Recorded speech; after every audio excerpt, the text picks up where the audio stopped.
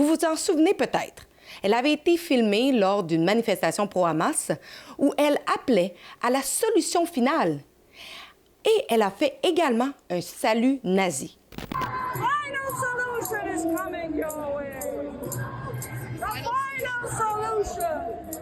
Donc c'est une gauche radicale qui s'enferme dans un monde alternatif. Mais le problème, c'est qu'après, ils emportent une partie de la célérité de notre politique, et c'est ça qui est problématique. C'est pour ça que ce choix d'accueillir Rima Hassan est aussi une honte pour moi, et c'est surtout une honte. Alexa Lavoie pour Rebelle News, et aujourd'hui, on revient sur une affaire qui a choqué beaucoup d'entre vous et qui a fait les manchettes. Il s'agit du cas de May Abdoulhadi, une ancienne franchisée de 2 cafés Seconde Cop situés à l'Hôpital général juif de Montréal. Elle avait été arrêtée et faisait face à des accusations criminelles. Mais voilà que, récemment, on apprend que les accusations n'ont pas finalement été retenues parce qu'elle aurait complété un programme. Et ce n'est pas un cas isolé. À Montréal, plusieurs incidents à caractère antisémite se soldent sans conséquences judiciaires majeures. On pense notamment à cet homme qui a agressé un père de famille devant ses enfants, ou encore à celui qui a proféré des menaces de mort contre une entreprise juive ici à Montréal. Pendant ce temps, le climat continue de se détériorer. Les manifestations pro-Hamas se poursuivent semaine après semaine. Et dans certaines universités, on continue d'inviter des conférenciers aux propos pour le moins troublants. C'est notamment le cas du groupe SPHR McGill, qui signifie Étudiants pour l'honneur et la résistance de la Palestine, impliqué dans plusieurs manifestations violentes, qui a invité Rima Hassan, députée européenne affiliée à la France insoumise, pour prendre part à une conférence lundi prochain.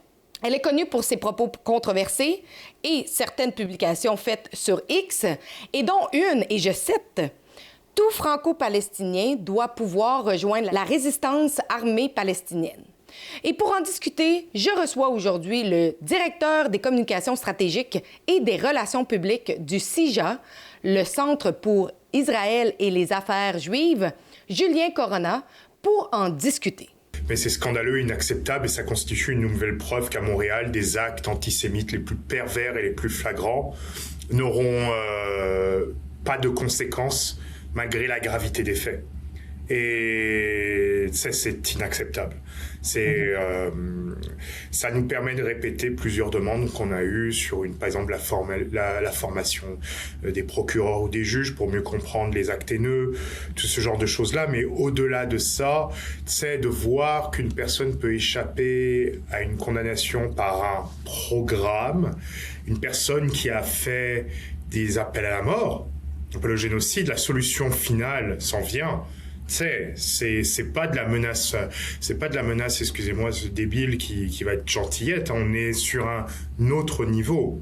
Avec salut nazi, lors d'une manifestation que tous les promoteurs de manifestations, et je sais que vous couvrez beaucoup ce genre de manifestations avec votre média, des manifestations qu'ils présentent comme pacifiques et non haineuses. C'est l'exemple, c'est ce qui s'est passé là, c'était une manifestation plus devant Concordia, si je me souviens.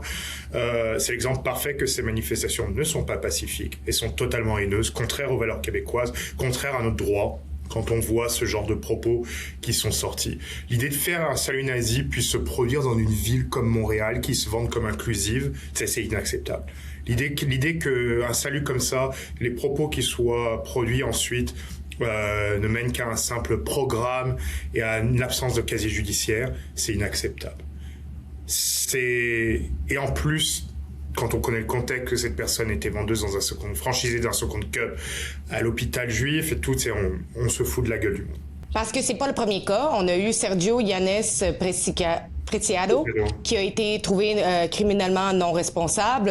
C'est l'homme qui a en fait battu un père de famille juif devant ses enfants. On a également Walid Chib, qui lui avait rentré dans un commerce pour faire des menaces de mort contre les personnes qui y travaillaient.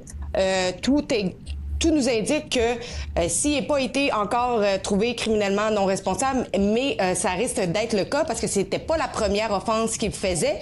et qu'il y avait aussi un rapport psychiatrique qui démontrait qu'il était obsédé avec les Juifs. Mais cet homme va être encore une fois relâché dans les rues de Montréal.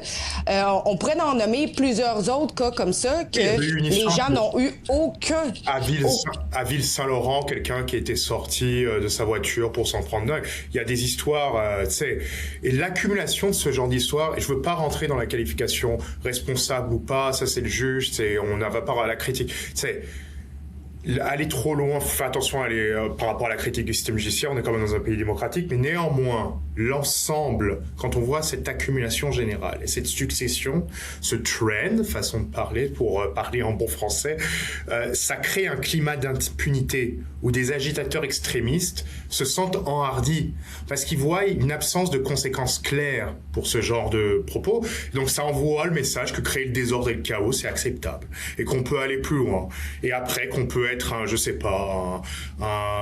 Montréal for Palestine et aller plus loin aussi parce qu'il n'y a rien qui se passe. Tu sais, c'est général.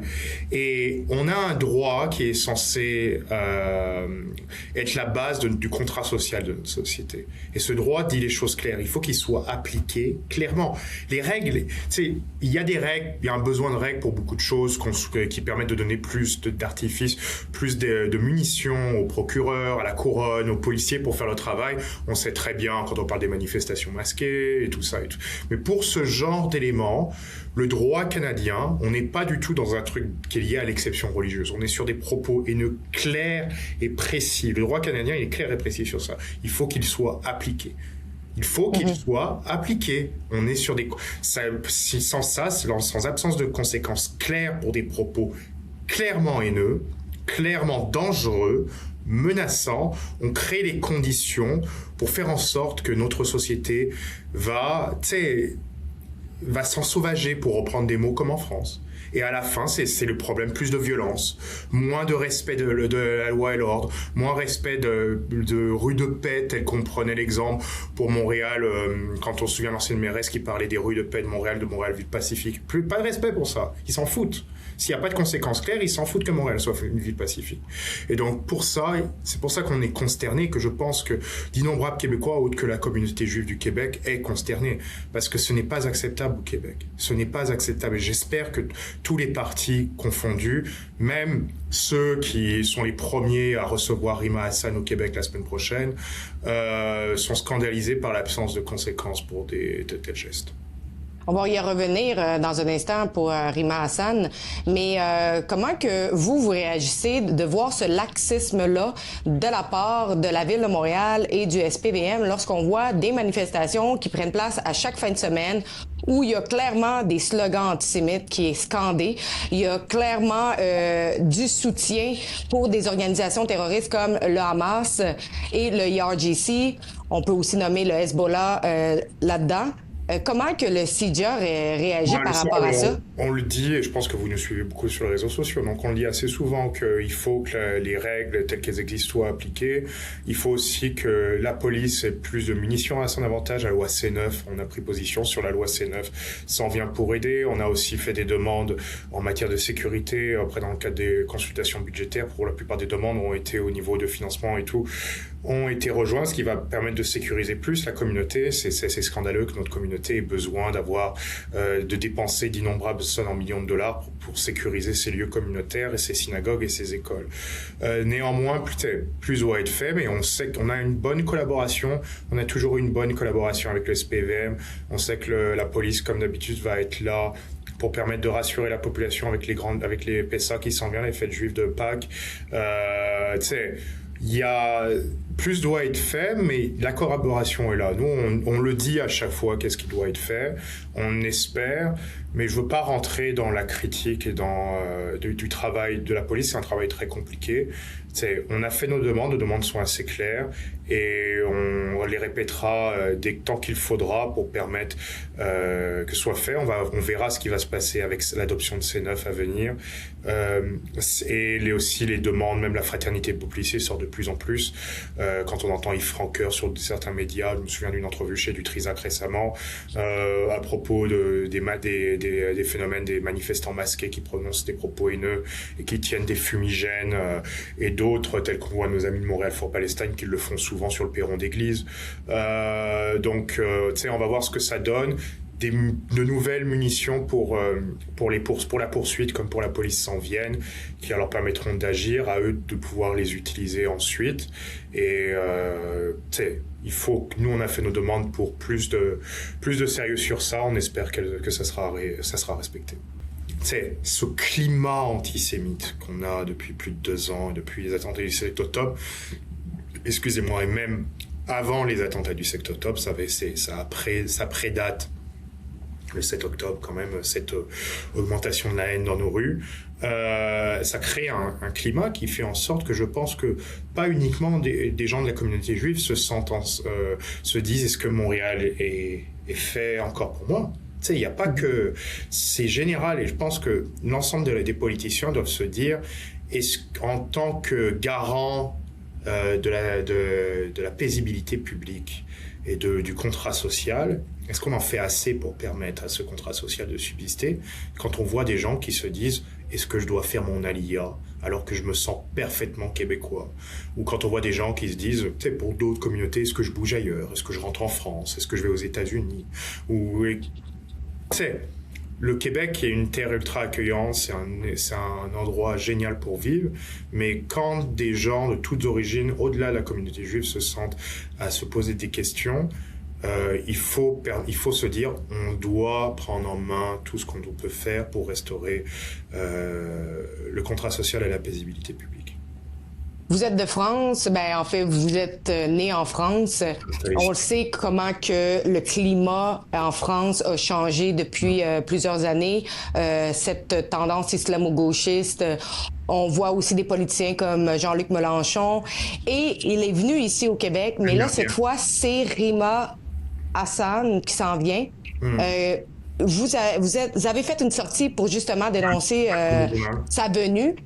Pouvez-vous un peu expliquer ce qu'elle représente, Rima Hassan? Rima Hassan représente le pire de l'antisémitisme et de la glorification du terrorisme de la France insoumise, un parti, pour reprendre les mots de Richard Malka, l'avocat Richard Malka, l'avocat des victimes de Charlie Hebdo, et Raphaël Enthoven, politicien de gauche français, qui en plus ont gagné en cours face à LFI pour cette qualification, est un parti passionnément antisémite.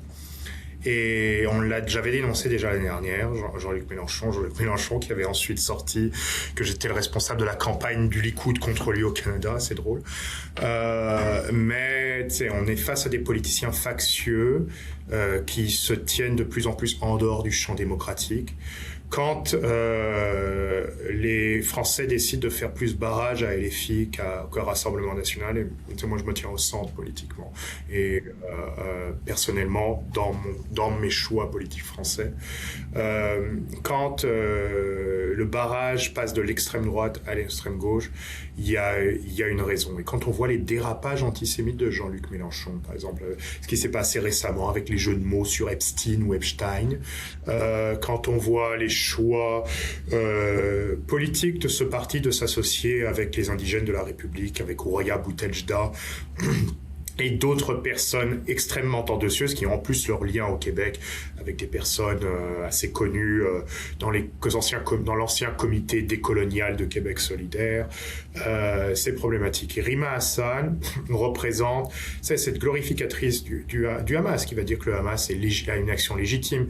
Cette personne qui n'avait rien à dire sur les 30 000 personnes qui ont été tuées en moins de 48 heures par le régime iranien. Cette personne qui va être la meilleure amie des dictateurs comme le Tebboune et son régime cacique en Algérie, mais qui par contre va être la première critique de la France et ce qui fait la beauté de la France. Cette personne va venir donner des leçons aux Québécois sur la lutte contre le fascisme, alors qu'elle a des liens troubles, avec une milice fasciste, antifasciste, mais qui est fasciste par son comportement, qu'est la Jeune Garde. Je veux pas parler de l'affaire de Quentin des rangs du fait de ses propos sulfureux et totalement condamnables, dégueulasses, qu'il a pu dire, mais néanmoins, même si c'est dégueulasse et si c'est honteux ce qu'il a dit, il n'aurait jamais dû mourir. Je veux parler plutôt de la jeune garde qui, selon le Canard enchaîné en 2024, assurait le service d'ordre d'une conférence de Rima Hassan à Paris. À la sortie de cette conférence, ils s'en sont pris à une personne juive dans le métro parisien parce qu'ils le supposaient qu'il était juif, juste pour ça. Et c'est l'exemple, Rima Hassan est l'exemple parfait de la dérive de l'antisionisme comme antisémitisme. C'est pour ça qu'on peut critiquer Israël comme on veut, il n'y a pas de problème, tant que ça reste dans des limites normales. C'est pas là, quand on voit la dérive de l'antisionisme, quand on voit comment Rima Hassan parle, juste quand elle dit que tout franco-palestinien a le devoir de prendre les armes, quand elle parle de on sait très bien qui dirige le CRIF, ce genre de choses-là. Et tout. Parce que justement, ce commentaire-là qu'elle a écrit sur X, là, que tout franco-palestinien doit pouvoir rejoindre la résistance armée palestinienne, on s'attendrait qu'après le clash que ça a eu dans les médias, elle enlève son commentaire, mais son commentaire est encore disponible. À chaque fois, elle est protégée par son parti, elle peut être entendue pour apologie de terrorisme par la police, mais il n'y a rien qui se passe ensuite. Et ça montre, c'est une dérive, et c'est ce que je disais dans la lettre. C'est un choix d'accepter ce genre de personnes. Parce que derrière cette personne, il y a un écosystème général. Un écosystème qui, à mon sens, qui je pense au sens de beaucoup de personnes contraires aux valeurs de notre Québec, tel qu'on l'aime, même aux valeurs du Canada. Cet aspect factieux et confrontationnel de la politique qui est là pour pourrir et bordéliser, je reprends les mots de Jean-Luc Mélenchon, la bordélisation de la politique pour atteindre le pouvoir, ça montre une dérive. Et les Québécois sont pas dupes quand on voit la chute de Québec solidaire dans les sondages depuis environ le 7 octobre, même, on va dire l'été suivant le 7 octobre. Et il y a des conséquences. Donc c'est une gauche radicale qui s'enferme dans un monde alternatif. Mais le problème, c'est qu'après, ils emportent une partie de la célérité de notre politique, et c'est ça qui est problématique. C'est pour ça que ce choix d'accueillir Rima Hassan est aussi une honte pour moi, et c'est surtout une honte. Est-ce que vous êtes surpris de voir aussi que Nima Machouf va quand même participer à un événement avec Rima Hassan? J'ai pas envie de rentrer sur des critiques, mais on voit, c'est triste, mais on voit Nima Machouf, Amir Kadir, des personnes qui, à mon sens, haïssent plus Israël qu'ils haïssent le régime iranien, et ils sont des opposants au régime iranien, et on les entend sur les plateaux contre ce régime. Mais des prises de position qui sont quand même assez faiblardes face à cette guerre. La semaine dernière, j'étais dans Le Devoir pour expliquer pourquoi le régime iranien est aussi une menace pour le Québec quand on sait l'infiltration des gardes de la Révolution au Canada et même au Québec même. Les histoires avec Erwin Kotler et ce genre de choses-là. Moi, ce qui m'étonne plus, c'est de voir Haroun Bouazi encore qui va être présent. C'est de voir une personne comme Émilie Nicolas qui va être présent. Qui sont des personnes respectées, qui sont des députés ou des commentateurs qu'on entend à toutes les sauces sur Radio-Canada, dans Le Devoir, qui vont s'associer avec une personne qui est contraire aux valeurs québécoises et contraire même, je pense, aux valeurs des médias où ils sont. Donc c'est ça qui est problématique. Et on en revient encore au choix, et c'est un choix délibéré qui est une honte. C'est Rima Hassan, et je veux pas être dans l'annulation. Elle peut faire sa conférence, il n'y a pas de problème. Je rentrerai jamais dans la culture de l'annulation. Mais néanmoins, je ne vais pas m'empêcher de dire que ces conférences et ce choix est une honte et traduit d'un choix politique qui est dangereux pour le Québec. Justement, il n'y a pas un devoir un peu de la part des universités comme Concordia, à l'UQAM, lorsqu'on voit que c'est pas la première fois que des panélistes, des conférenciers qui sont très controversés par ce qu'ils divulguent comme propos. Je me souviens, l'UQAM, il y a 2 ans, la Bandoum du Nord avec Ouria Bouteljda et d'autres personnes. On n'avait pas hésité à sortir sur ça. On se souvient aussi, ça avait failli, mais à la fin, ça avait été annulé. Un imam radical qui aurait pu avoir une salle à l'UQAM ou à Concordia, dans une de ces universités-là, et ça a été annulé ensuite. Et même sa conférence qui devait être donnée dans une mosquée aussi avait été annulée à la suite du gros backlash général qu'il y a eu au Québec.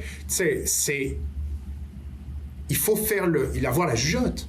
Et c'est ce qu'on le dit à chaque fois. C'est pas une question de, oui, les libertés universitaires et tout, et on est absolument pour ça. Il le faut, ça fait partie de les grands tenants de notre démocratie. Néanmoins, il faut avoir une jugeote par rapport à, tu sais, le check and balance par rapport à est-ce que c'est vraiment bon pour notre démocratie au bout d'un moment. Et pour les propos, pour la paix sociale, ce genre de choses-là. Tu sais, on voit une société qui se radicalise, on voit les éléments radicalisateurs. Je ne veux pas parler de cellules indépendantes, mais les lone wolves, ce genre de choses-là. Tu sais, Montréal for Palestine avec des propos, est-ce qu'il va se passer un jour qu'une personne qui va dans ce genre de manifestation décide de se radicaliser elle-même, et ensuite on ne sait pas ce qui va se passer.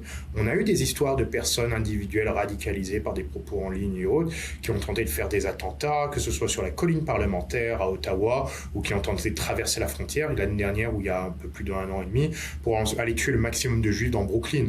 Il y avait eu une nouvelle comme ça. Donc c'est ces éléments-là. Et la base vient des éléments de radicalisation à l'origine. Et ce type de personnes, avec leur discours, c'est là qu'on le dit que c'est contraire aux valeurs communes et que c'est dangereux, peuvent permettre à une personne fibre, une personne qui va pas avoir la jugeote comme il faut, de pouvoir se radicaliser. Donc la question n'est pas d'interdire ce genre de ça, c'est de permettre aux gens de prendre la conscience sur est-ce que c'est bon pour notre société ou pas à la fin. Et c'est pour ça qu'on porte ces propos ce matin dans le journal à propos de Rima Hassan, et c'est pour ça qu'aussi on parle de valeurs communes en général, valeurs qu'on respecte absolument, parce que c'est quel type de société on veut au final, en fait. Quel type de Québec on veut pour les générations futures, même pour les générations actuelles, par rapport à... Parce que je suis jeune, j'ai 34 ans, il y a encore du temps, j'espère. Donc c'est quel type de société on veut pour le Québec. Et c'est ça la grande question qui doit être toujours prise en compte, et c'est pour ça qu'on sera toujours là pour dénoncer quand on pense qu'il y a des dérives telles que la présence de Rima Hassan au Québec. À Rebel News, nous pensons que si vous êtes ici et que vous n'êtes pas citoyen canadien et que vous êtes dans les rues en train de scander des slogans antisémites, que vous faites du vandalisme ou tout autre crime, vous devriez être déporté dans votre pays d'origine. Donc, allez signer notre pétition à deportamas.com et merci de la partager et merci de faire entendre votre voix.